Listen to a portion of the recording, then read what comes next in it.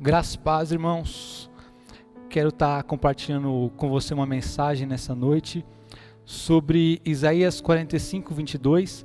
É uma mensagem que eu inclusive já preguei no retiro para os jovens, o pessoal ouviu lá.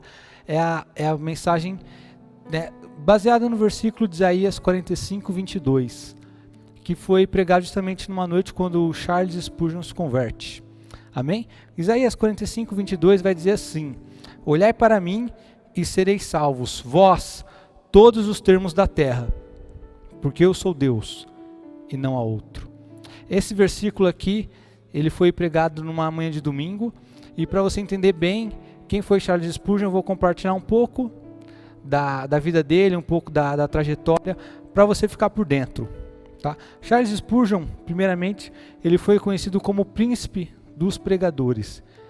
E é tão interessante porque essa mensagem, quando ela foi pregada lá, era uma manhã de domingo muito fria, e Spurgeon estava indo para uma igreja, e por conta até da neve, do tempo, ele não conseguiu chegar na igreja, ele foi para uma mais próxima da casa dele, e chegando lá para ouvir o pastor pregar, né, o pastor não estava lá.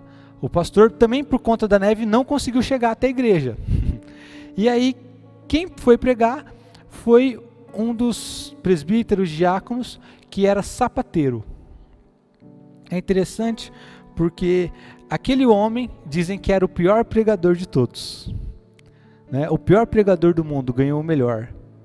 E aquele sapateiro, ele pregou esse versículo, de olhar para Cristo. Aquele versículo diz: olhai para mim. E esse homem nem tinha ideia do que ele estava literalmente pregando. Ele não tinha ideia do que o Espírito Santo estava fazendo na obra de Charles Spurgeon, que estava lá ouvindo ele.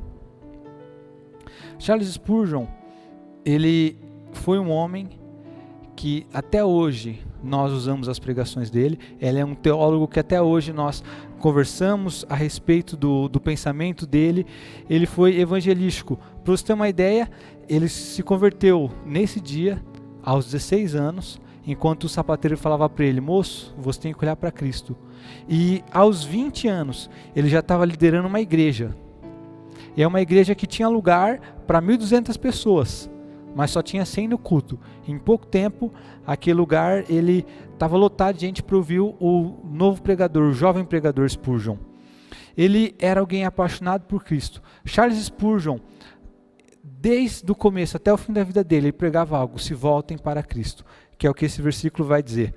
Ele, quando estava inaugurando o tabernáculo metropolitano, é uma construção que até hoje você tem lá em Londres, ele simplesmente subiu lá para testar a acústica, e ele gritou assim: eis o Cordeiro de Deus, que tira o pecado do mundo.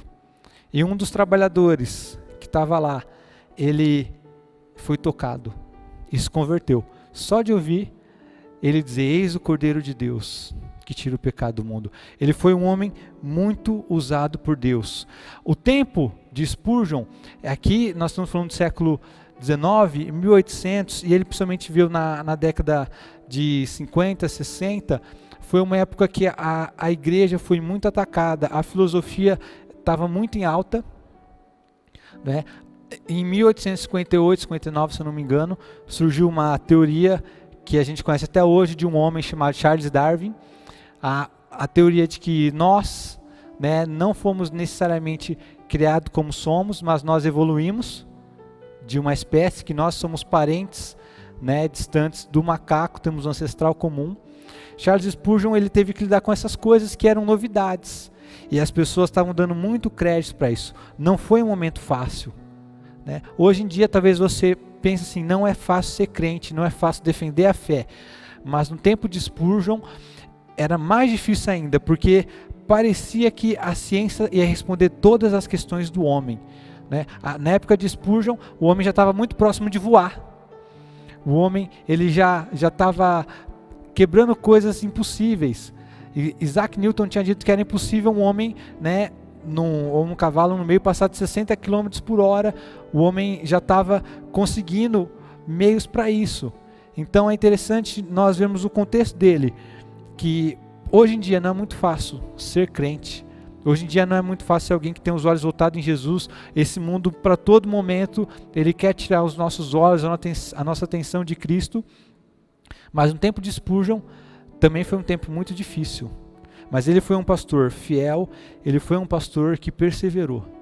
Charles Spurgeon, para você ter uma ideia, ele teve mais de 3 milhões de cópias de sermões vendidas. Esse é um feito único na história. Isso numa época que hoje em dia a gente praticamente distribui, é muito simples, papel, folheto, e não chega nessa marca dele.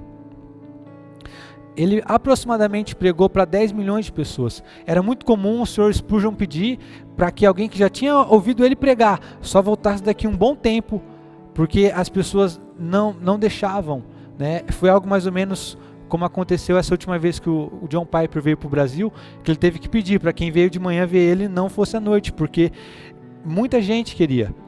E isso tudo tem um motivo.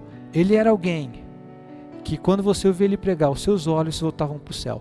Ele era alguém que quando ele pregava, Jesus era glorificado. E o que eu espero nessa noite é que, enquanto eu prego essa mensagem, o Espírito Santo ele possa tocar o seu coração. Eu sinceramente espero, apesar de não ser um bom pregador, eu com certeza estou mais para sapateiro do que para Spurgeon, mas eu sinceramente espero que Deus levante Charles Spurgeon no nosso tempo.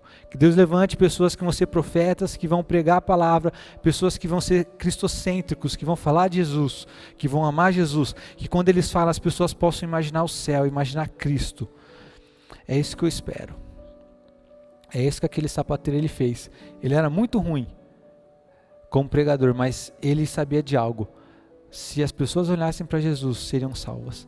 Nós podemos ser muito ruins, mas se nós falarmos, olhem para Jesus, eles vão ser salvos. Você pode não entender teologia, você pode não ser dos melhores, você pode gaguejar, você pode ficar vermelho quando fala, mas se você entender algo, que quando as pessoas olham para Jesus, elas são salvas, isso faz toda a diferença.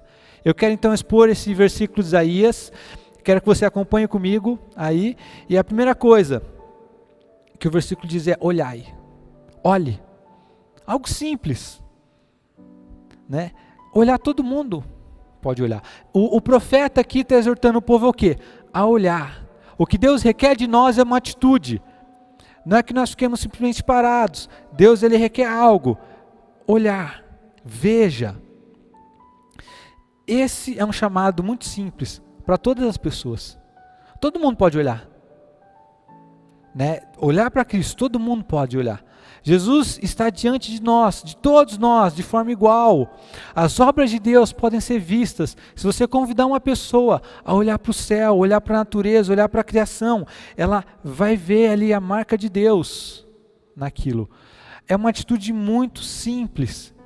Você, para olhar, você não precisa fazer uma faculdade. Você não tem que fazer um curso, 5 maneiras de conseguir olhar. Não, olhar é uma coisa que nós aprendemos naturalmente. Para olhar, basta você olhar. Como que você aprende a olhar? Olhando. Então é interessante porque essa atitude que Deus requer de nós não é difícil. Essa atitude que Deus requer de cada pessoa não é difícil. Quando alguém fala assim, eu não consigo me conectar com Deus, eu não consigo ver Deus, enxergar Deus, quando a pessoa fala que ela tem dificuldade com Deus, com religião, com ouvir o Espírito Santo, alguma coisa assim.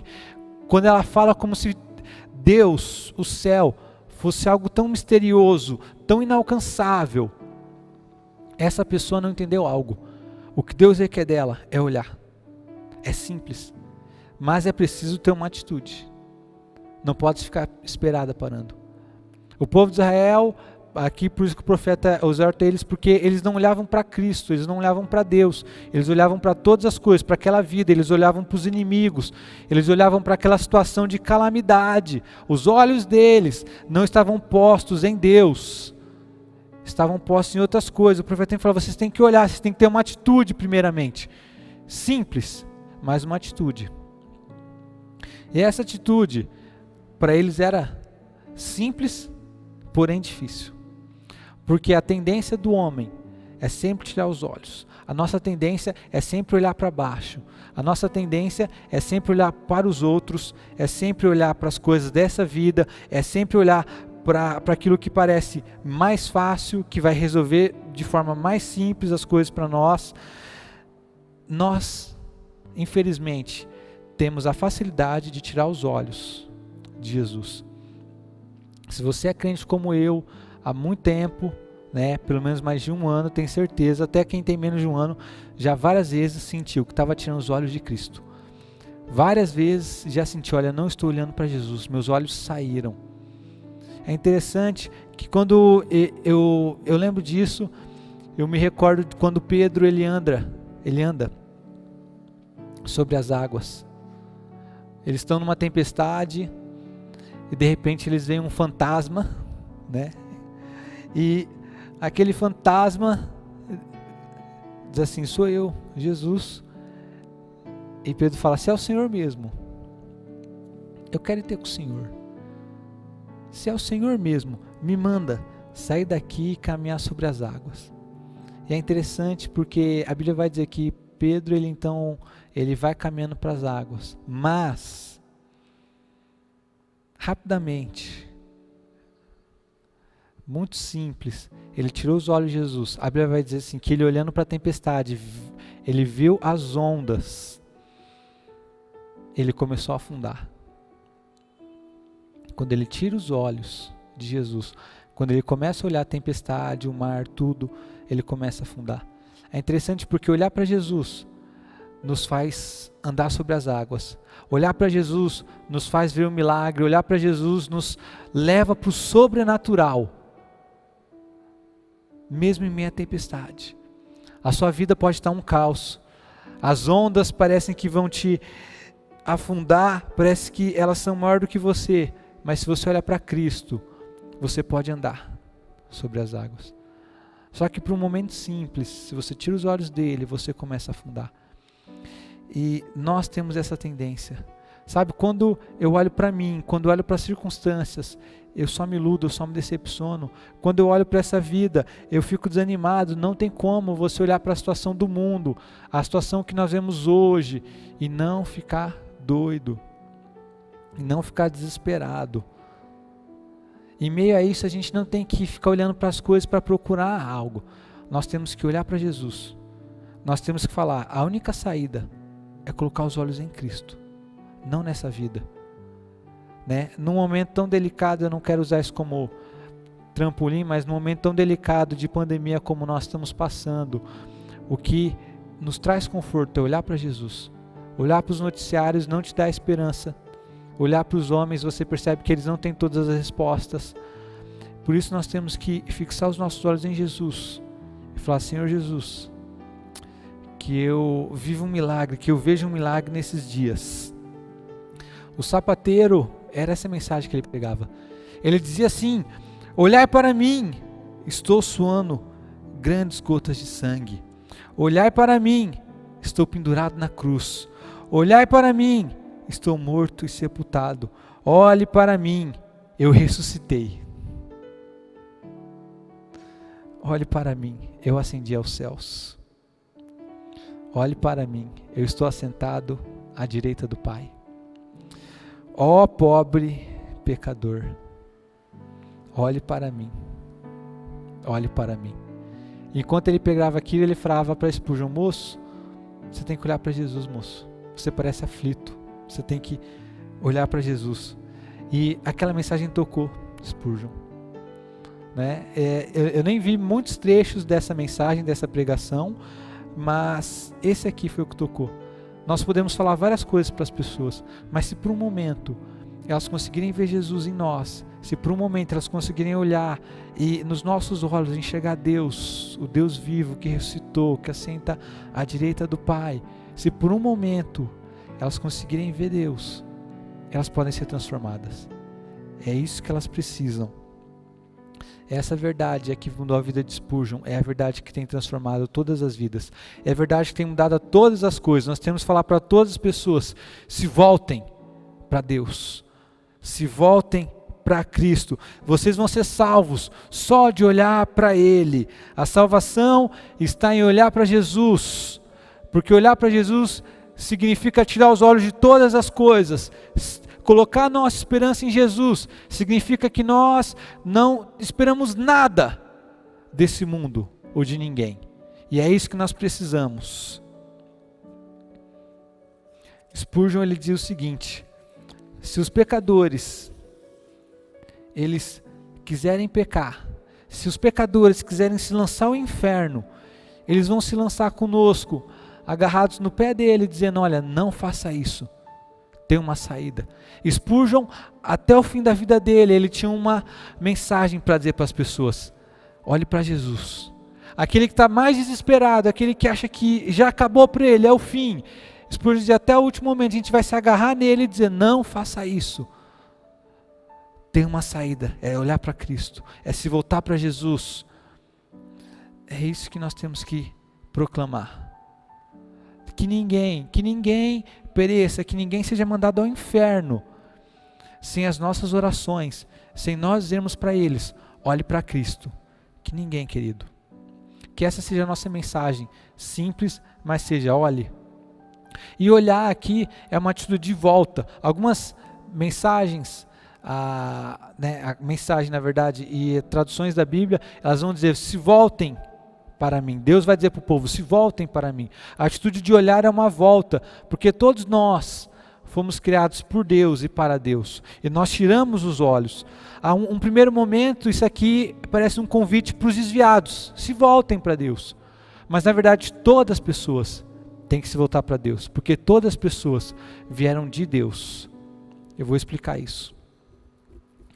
Há um profeta na Bíblia chamado Oséias. Talvez, não sei se você conhece.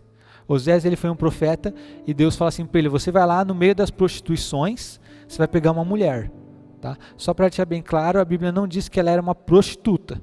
Era do meio das prostituições. Só é esquisito achar. Está lá no meio fazendo o quê, né? Mas tudo bem. E ele pega essa mulher, ele tem 2 filhos. Um dos filhos chama de desfavorecida. Olha o nome da criança, desfavorecida. E o outro é não meu povo, ou não meu filho. Até que alguns teólogos dizem que dá a entender que é porque já foi um adultério. Mas enfim. E Deus manda ele amar essa mulher. Ele provê tudo para ela. Ele é aquele esposo que dá tudo para a esposa. Ela tem tudo em casa. Ela não precisa de nada. Ela tem os filhos, ela tem o marido, ela tem a comida, a roupa. Mas mesmo assim, se você ler em Oséias, essa mulher ela procura outros amantes. Ela trai o marido, ela humilha ele.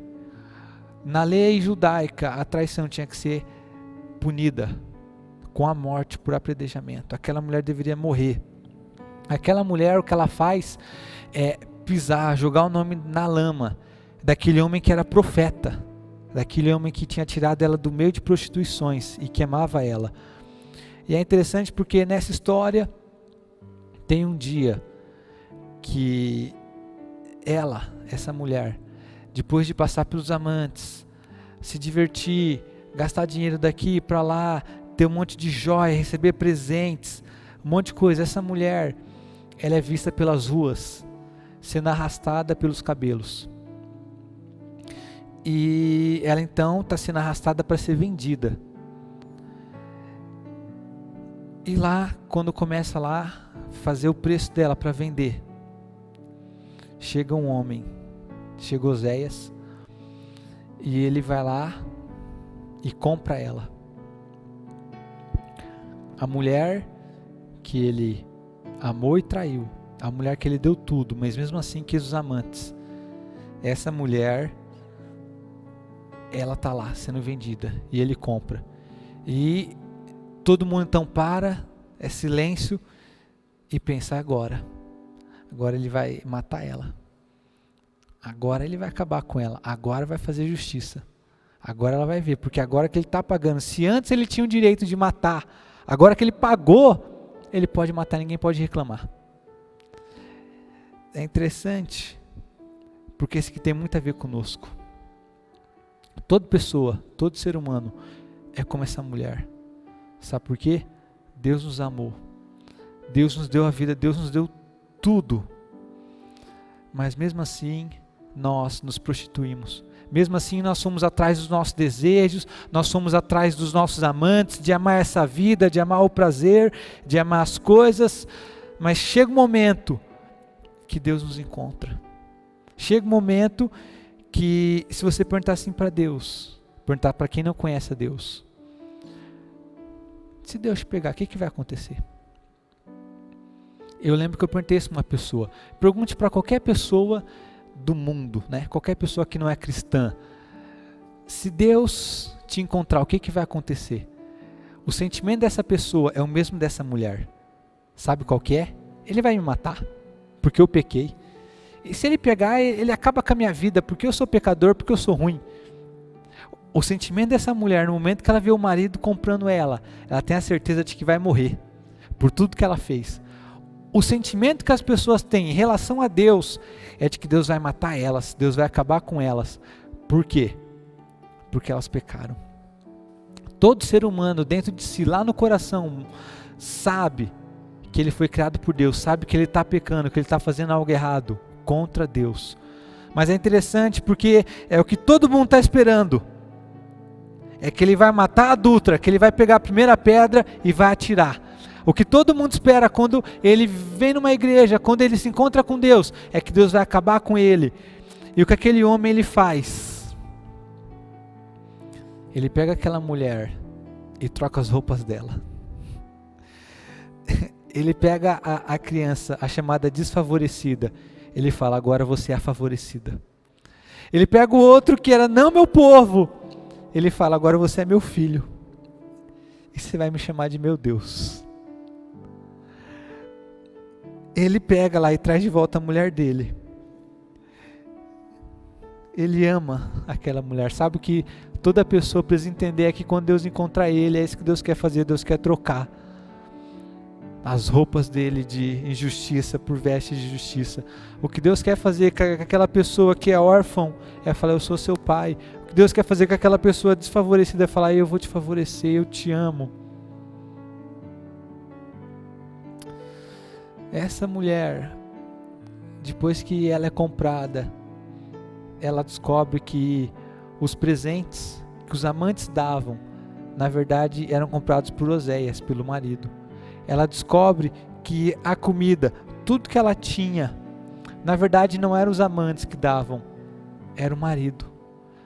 Sabe, quando você se converte, quando você se volta para Deus, você descobre que todas as coisas são por Deus. Você descobre que Deus te deu cada coisa, o ar que você respira, a vida, a beleza que há nesse mundo, ela veio de Cristo. Isso é magnífico, porque todas as coisas foram feitas por Ele, por intermédio dEle, para Ele. Eu e você, nós somos feitos, nós temos que falar para as pessoas, se voltem para Deus. Por quê? Porque foi Ele que te criou. Por isso que você tem que se voltar para Ele. Oséias, ele vai nos ensinar o seguinte. Ele é que muda a nossa sorte. Ele estende as suas asas sobre nós, nos atrai com laços de amor, se inclina como Pai para nos dar o que de comer. A ruína, a nossa ruína, vem de nós, mas o socorro vem do Senhor. Ele nos redime do poder do inferno e nos resgata da morte. Ele cura a nossa infidelidade. Não somos nós que curamos. Quando você diz, eu vou amar a Deus, eu vou ser fiel a Deus, eu vou me agarrar em Deus. Não, a sua infidelidade, só Ele pode curar. Ele nos ama. Ele nos ouvirá e cuidará de nós. Ele nos vivificará. É isso que nós aprendemos. Por isso que nós temos que dizer para as pessoas, se voltem para Deus. Por quê? Porque Ele vai te tratar com bondade. Porque Ele vai te tratar com misericórdia. Você não é fiel, mas Ele é fiel. Olhe para Ele, porque Ele nos guarda da escuridão. Ele nos guarda de nós mesmos. Se volte para Cristo, se volte para Deus. É o que o versículo vai dizer, olhai para mim. Ou seja, para Deus, para o Senhor. Nós temos que olhar, a nossa vida só tem valor se nos voltarmos para Deus. É interessante porque o homem, quando ele está bem, ele não quer saber de Deus. Quando o homem está bem, ele se volta para as outras coisas, para negócio, para mundo, para carreira, para dinheiro, para mulher, para criança, para filho, para qualquer coisa. Mas quando o homem está mal, é que ele volta para Deus. Eu não acho que esse tempo de pandemia é bom, tempo de crise, mas se tem alguma coisa que as pessoas aprendem nesse tempo, é o que realmente tem valor. é olhar para Deus. Nesse tempo eles entendem uma coisa: os falsos deuses caem. Esse é um tempo que aquilo que não é Deus, ele desaparece. Aquilo que pode ser abalado, ele simplesmente rui. Esse é um tempo em que as pessoas aprendem isso. Só olhar para essa vida tem qual vantagem? Do que adianta pôr os olhos nesse mundo? Quantas pessoas não passaram os últimos anos só pensando em carreira e agora estão aceitando qualquer emprego? Quantas pessoas estavam fazendo planos para daqui 10, 15 anos e vem uma doença e simplesmente acaba com a vida dela? Quantas pessoas estão confiando no dinheiro e chega um momento como esse, tem um vírus que não tem vacina? Não importa quantos milhões ele tem na conta, ele não pode comprar a vacina. Nós precisamos entender uma coisa: só Deus tem a salvação. Só seremos salvos se nos voltarmos para Deus. Essas coisas não servem de nada, essas coisas não são suficientes. Só Jesus é suficiente. Sabe, você pode olhar para o dinheiro. Quem se volta para o dinheiro, quem só fala em dinheiro, quem só olha tudo, ele só vê dinheiro, só vê cifra. Ele pode conseguir isso. O dinheiro pode pagar psicólogo, mas o dinheiro não livra ninguém da depressão. O dinheiro pode comprar prostituta, mas não compra amor. Dinheiro pode comprar uma cama box grande, king, pode comprar travesseiro da NASA, mas o dinheiro não dá descanso. O dinheiro vai livrar as pessoas da pobreza material, mas não da pobreza espiritual. Não vai livrar da arrogância, não vai livrar da mesquinhez, da avareza. O dinheiro não livra as pessoas da pobreza de espírito que elas têm. As pessoas que se voltam, como hoje em dia, para a rede social, para status, para fama, podem ter seu ego preenchido, mas não vão ter o vazio no coração preenchido. A necessidade de ser aceito, de ser amado, não é. O status dos admiradores não é a mesma coisa que o amor dos amigos. Quantas pessoas têm muitos seguidores, mas não tem 2, 3 que olham nos olhos dela para conversar a verdade, para apoiar de fato? Não tem pessoas que amam, né? Não adianta se voltar nem mesmo para a religião. Tem pessoas que se voltam para a religião, que acham que vão ser salvas, mas as religiões, elas não te dão sentido. As religiões te dão leis, te dão obrigações, mas elas não te dão significado e propósito. Está cheio de religião nesse mundo, cheio de coisas sem sentido nenhum. Tem lei, por que você não faz isso? Porque a minha religião diz que não. E qual que é o sentido, qual que é o propósito nisso? A pessoa não sabe, simplesmente porque ela se voltou, ela agarrou a religião, como se fosse um Deus. E nesse momento de crise, ela percebe que a religião não vale de nada, a religião não vai salvar ela de nada. Sentar numa cadeira de uma igreja não salva ninguém. O que nos salva é voltar para Cristo. Você, mesmo sem estar frequentando um prédio, um culto, se você hoje se voltar para Cristo, você pode ser salvo. E você, com o prédio aberto, funcionando 24 horas, 100%, você, se não se voltar para Cristo, vai ser condenado ao inferno. Nós precisamos nos voltar para Deus. Esse sentimento de religião que as pessoas têm, de que eu preciso de Deus, esse sentimento religioso, mas que de fato não te leva para Deus, eles não vão. Você tem que se voltar para Cristo. Só Jesus salva. Nós temos que falar para todas as pessoas: olhem para Deus. O que Deus diz é isso: se voltem para mim. Deus não fala, olha, se volte para a carreira. Não. Deus não fala, não, se volte para a sua família, em primeiro lugar. Não. Deus fala, se voltem para mim. Ele vai dizer, por quê? Porque eu sou Deus e não há outro. É interessante porque só Ele é Deus para todas as pessoas e não há outro. O que nós percebemos agora é que os deuses de alguns não salvam. O dinheiro, ele não salva todo mundo. A política, o governo, o Estado, que tantos alguns idolatram, o Estado não pode salvar todo mundo. O Estado, na verdade, não está nem conseguindo salvar os seus próprios cidadãos. A verdade é que só há um Deus. E é porque Ele é Deus, nós o adoramos. Não há outro. Ele faz isso, todas as coisas, para mostrar que Ele é Deus.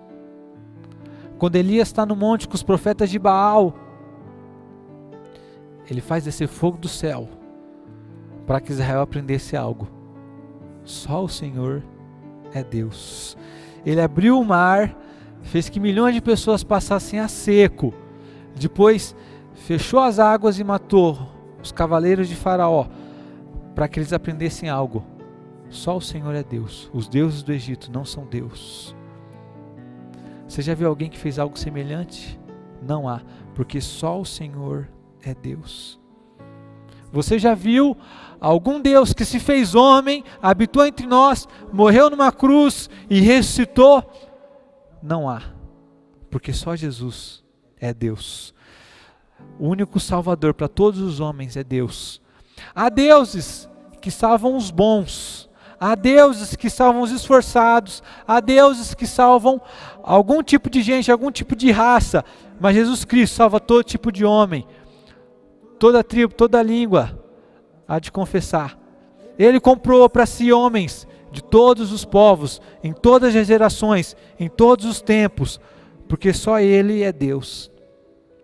E isso nos ensina o quê? Que nós temos que olhar para Ele, nós temos que amá-lo de todo o coração, com toda a nossa força, com todo o nosso entendimento.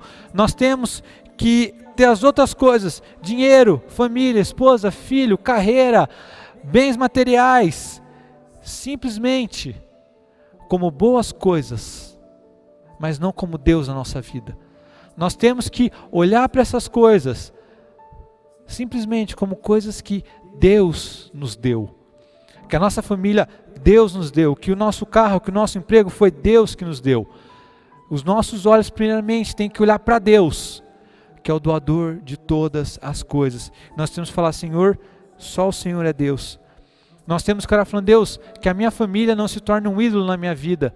Deus, que eu não idolatre carreira, que eu não tenha jamais o dinheiro como meu salvador. Que eu não ache que ter algo na conta corrente, na minha conta de banco, vai me salvar, Deus. Se nós passarmos a nossa vida mirando essas coisas, olhando só para as coisas dessa vida, nada vai mudar. Nós vamos continuar os mesmos. As pessoas que elas gostam das coisas só desse mundo, você percebe, passa 10, 15, 20 anos, elas estão na mesma coisa, elas não mudam. Mas se elas por um momento, um olhar delas ser para Cristo, tudo muda completamente. Quantas pessoas, os piores dos pecadores, um momento, eles olharam para Cristo e tudo foi mudado. Essa é a história que nós precisamos ajudar a escrever, de pessoas que por um momento olharam para Cristo e tiveram sua vida. Era um coração duro, idolatravam qualquer coisa. O Deus dela era cada hora algum Deus, mas um momento elas conheceram o Deus vivo e verdadeiro. Ele é a única esperança para todo mundo. Por mais que uma nação tenha riqueza, tenha poder, por mais que conhecimento, ele pode salvar algumas pessoas. O conhecimento às vezes ele salva uma geração, um povo. Mas todos os povos de todos os tempos não podem. O que nós aprendemos em tempos difíceis como esse, é que o conhecimento que nós temos pode ter nos salvado de várias coisas, mas ele jamais nos salva do porvir. O que nós aprendemos num tempo como esse, é que só o conhecimento de Deus nos livra do inferno, nos livra da morte eterna. Só conhecer a Deus é suficiente para nós colocarmos a nossa esperança no Senhor. Se nós colocarmos a nossa confiança em qualquer outra coisa, nós vamos ser frustrados. Se nós colocarmos a nossa esperança, não importa no quão bom seja, no quanto isso encha os nossos olhos, isso vai nos frustrar, isso vai nos trair, vai nos decepcionar. Quem olha para Ele não é confundido jamais, porque não há outro. Quem olha para Ele não tem como nem achar que os outros deuses são iguais. Quem acha que o nosso Deus é como o Deus de qualquer outra religião ou de qualquer outro povo que existiu, é porque não conhece, não olhou para Ele. Ele, como a própria Bíblia diz, é o bom pastor e as ovelhas conhecem a voz. O nosso Deus é inconfundível. Quem olha para aquele que nos seus olhos tem a chama de fogo, sabe que em nenhum outro lugar encontra esse olhar. É inconfundível. Você pode ir em qualquer outra religião, em qualquer outro lugar, você não encontra como você encontrou em Deus, não é? Ele é o bom pastor, Ele é o nosso Pai. Ninguém nos olha, nenhum Deus nos olha como um pai olha para o seu filho, mas Ele faz isso. E por final, o versículo 45 em diante, do capítulo 45 em diante, o versículo vai dizer o seguinte: porque diante dele, todo joelho vai se dobrar e toda língua vai confessar. Todas as pessoas um dia vão olhar para Cristo. Só tem uma diferença: para algumas pessoas vai ser tarde demais. Para algumas pessoas, quando elas olharem para Deus, elas vão olhar aquele que elas rejeitaram, que elas não quiseram, aquele que nesse momento podia salvar elas. Por isso que nós temos que olhar para Cristo nessa vida, porque quando nós olharmos para Ele, nós não vamos olhar naquele dia com desespero, com medo. Nós vamos olhar com alegria, nós vamos nos emocionar, porque a nossa confiança, a razão da nossa fé está diante de nós, mais do que sempre. Amém, querido? É isso que eu queria compartilhar, que Deus te abençoe. Eu quero pedir para você, se Deus falou no seu coração nessa mensagem, que você compartilhe isso com alguém, você compartilhe esse vídeo com algum amigo, com alguém que você sabe que está desviado, ou com alguém que não conhece a Deus, que ele possa olhar para Cristo e ser totalmente mudado, que nesse tempo, o que ele mais precisa, ele entenda isso, é olhar para Jesus. Deus te abençoe, até mais.